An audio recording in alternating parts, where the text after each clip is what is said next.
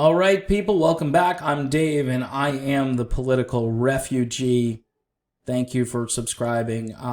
As you know, I've decided to take a little different tact now. No longer am I a radical. I don't feel like a radical. These guys here, they're a little bit more radical than me.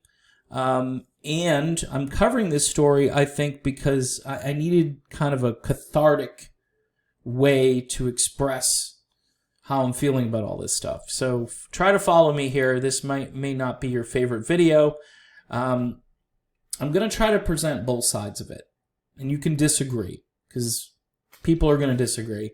When I first saw this about the autonomous zone in Seattle, I kind of freaked out. I'm thinking these guys took over 3 blocks. Tucker Carlson had this picture here. Washington is an open carry state. So it just goes to show you that, the Second Amendment can be kind of a scary thing for both the left and the right. Or it can be useful in a sense that these guys have got weapons, and not that the police are coming around to bust them for having these weapons, but this ain't a place I want my kids anywhere near. All right? As much as I'm kind of a supporter of the Second Amendment, I'm kind of afraid of guns at the same time. I'm kind of both. I respect people who have them and know how to use them, but on the other hand, I'm like, that's a dangerous object. Please get it away from me. So it's tough. It's just the way I feel about it. So NBC did this report, and they made it sound like this is an open-air festival, and everybody's having a great time. And there are food trucks there, and there's music and juggling, and families are hanging out together. Okay. These guys took it over. The police moved out. There were violent protests here prior to this. There were some peaceful protests as well. There's a lot of talk about how the violent protesters are coming in from the outside. And I would say my general thoughts are that those violent protesters are spoiling it for the people that want to do something good, that want to express themselves using all of their rights afforded to them by the Constitution. But a lot of people, even people who are running for Congress in the state of Texas, are now saying things like, well, burn it down. You got to burn it down. We got to start over. I don't think that's a good thing. So anyway, protesters moved in and created a 3-block village with guarded barricades. So I've heard people on the right say, gee, interesting, both a wall and a guard. Making the point about border security on the southern border of the United States. Doesn't seem all that far-fetched and crazy. Look, you can talk about immigration and so forth as it relates to this and be cute, but that's sort of a false comparison. But it is interesting that these guys are using barricades and weapons. And I don't feel comfortable with any of this stuff. This isn't the stuff that is...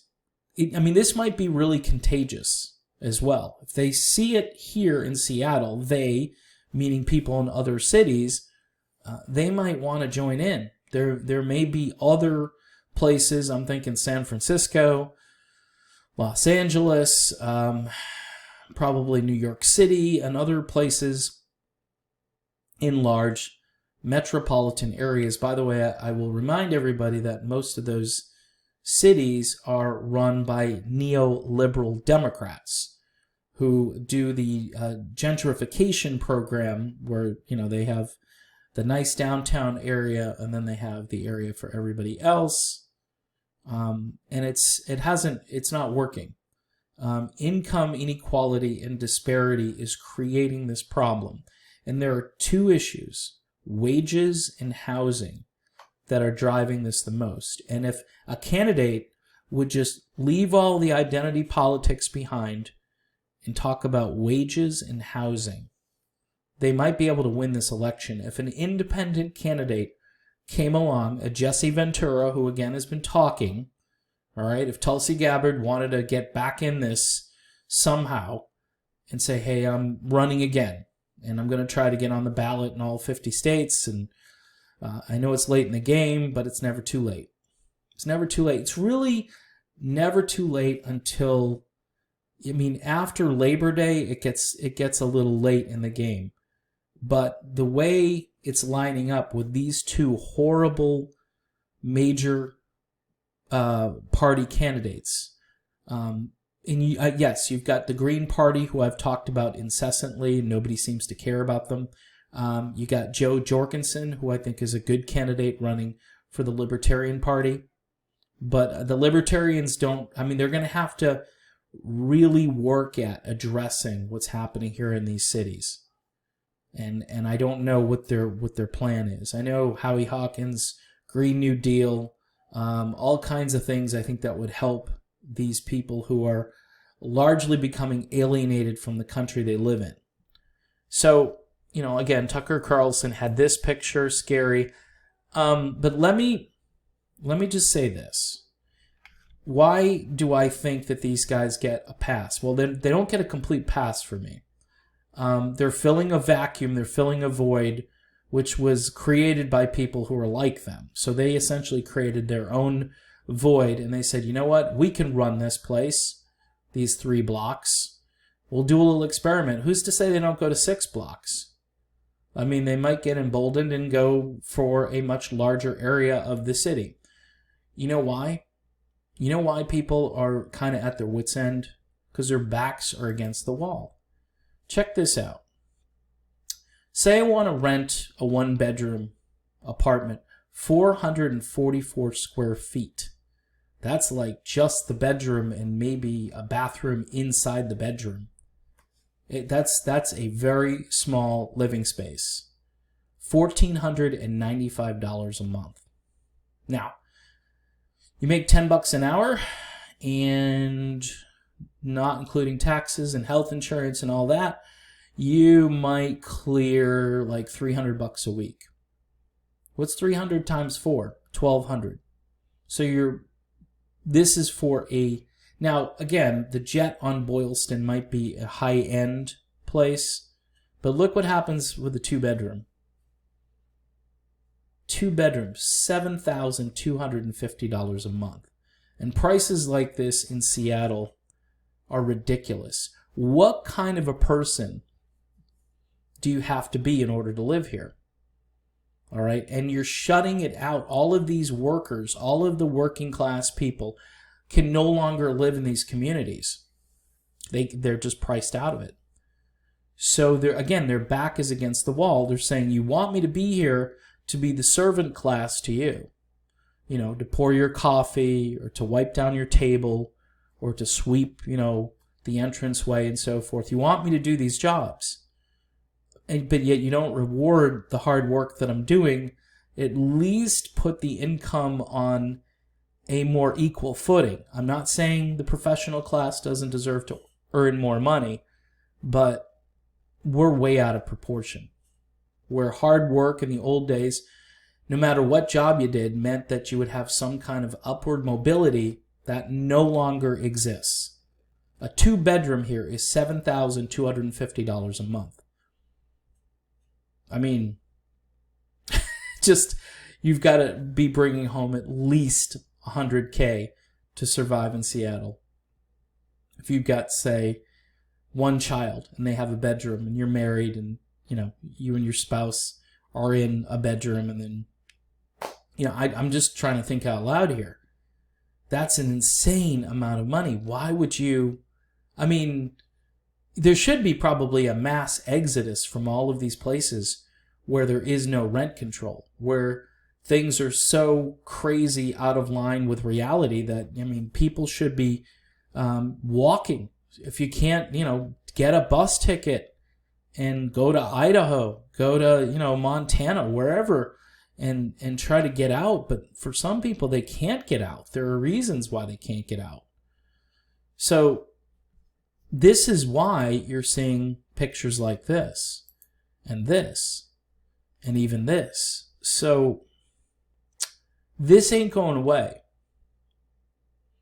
And as much as, I'm progressive in some areas, my overarching value is peace. Peace domestically, peace internationally, peace in the cities, peace in the suburbs, wherever. Peace on the border. You can have a compassionate border policy while still maintaining a border. It can be done. We're just not doing it. We are tribal. We're doing this. We're fighting each other. And we're not seeing that these people, they're up against a wall.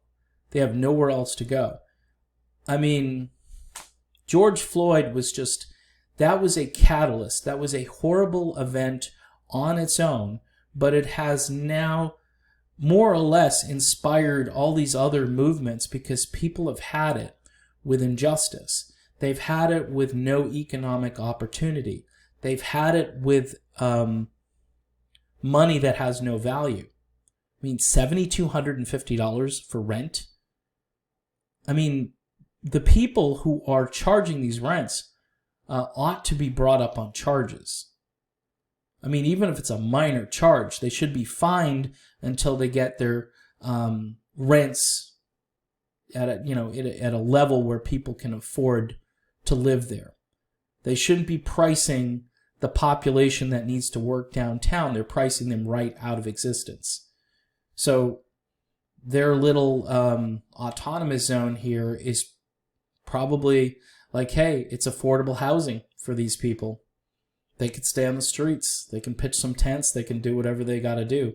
And maybe they'll take over some buildings, and there'll be places for them in those buildings where they can seek shelter. Here's the story of this video. I am not condoning this behavior, but I completely understand it. I completely understand it. And it's outrageous that it's come to this point, and it doesn't seem politicians understand it. They're all tone deaf. Student loan debt, out of control. $7,250 to live at the Jet on Boylston. You do the math. I mean, you've got to be a rich person, but not by Seattle standards. You have to be a lower middle class person in Seattle earning $100K plus a year in order to live here. Everywhere else, that salary is pretty good. In Seattle, it's not. And imagine making far less than that. You've got no hope. So, again, my advice would be vote. People say, well, I'm going to register to vote. Well, who are you going to vote for? You going to vote for Joe? Joe's not going to address this. I'm talking about Joe Biden. Joe Biden's not going to address this. The only person running that I think would address these issues in the inner cities would be Howie Hawkins from the Green Party. A lot of people think the Greens are too fringy and just a little too far out there, but look at what's happening in the country, and you tell me if that's fringy. If we could get Tulsi Gabbard back in this race, she is the person with the compassion and the love in her heart to look at both sides of these issues and come to a fair conclusion. And I'm not saying she's perfect or anything, but she would be a uniting candidate. She has, let's just say this, she has some personality characteristics, I think, that are very beneficial for moments like these. I'm not sure Howie Hawkins has that ability. I don't know if he can kind of relate to people in a way that Tulsi Gabbard relates. Same thing with Joe Jorgensen. I know Joe Biden talks a good game, but he's proved over his entire political career that he's basically an inside Washington hack. And Trump's going to lay down the law at some point. And when he does, it's going to get very, very ugly. I'm hoping that he'll be restrained, but you can almost see it coming. And when it does, we're all just going to be like, oh, man. That's why I'm a political refugee. So I want to thank people for watching the channel. And please subscribe if you haven't. Hit the bell if you want a notification. And you can help support this channel via PayPal at davidjspuria@gmx.com. All right. Until we meet again, see you soon.